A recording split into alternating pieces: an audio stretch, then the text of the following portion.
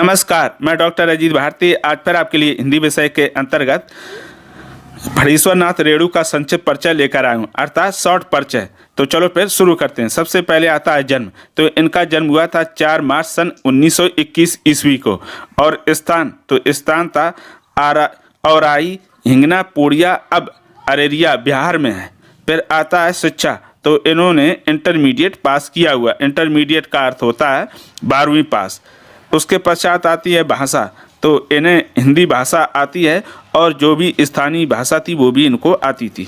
अब उसके पश्चात फिर आता है इनका रचनाएं। तो इनकी प्रमुख रचनाएं हम यहाँ पर प्रस्तुत करते हैं। सबसे पहले मैला आंचल, प्रति पर कथा, दीर्घ तपा, जुलूस, कितने चौराहे, ठुमरी, अग्निखोर, आदिम रात्रि की महक, एक श्रावणी दोपहरी की धूप, श्रवण जल, धन जल, वन तुलसी की गंध, श्रुत अश्रुत पूर्व, नेपाली, क्रांति कथा, रेणु रचना वाली आदि हैं। तो इनकी जो मैला आंचल है ये हिंदी का पहला आंचलिक उपन्यास है।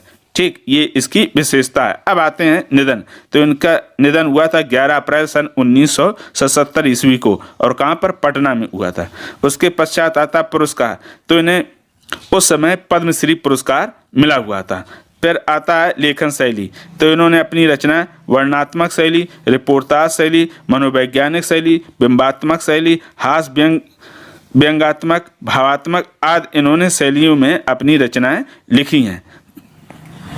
तो फणीश्वरनाथ रेणु का संक्षिप्त परिचय समाप्त होगा। इसी तरह के और कवियों और लेखकों के भी संक्षिप्त परिचय आपको इसकी डिस्क्रिप्शन बॉक्स में उसकी लिंक मिल जाएगी। उन्हें भी आसानी से आप कम समय में पढ़ और समझ सकते हैं। तो फिर आज के लिए इतना ही। अब हम फिर मिलेंगे किसी नए विषय के साथ। तब तक के लिए धन्यवाद।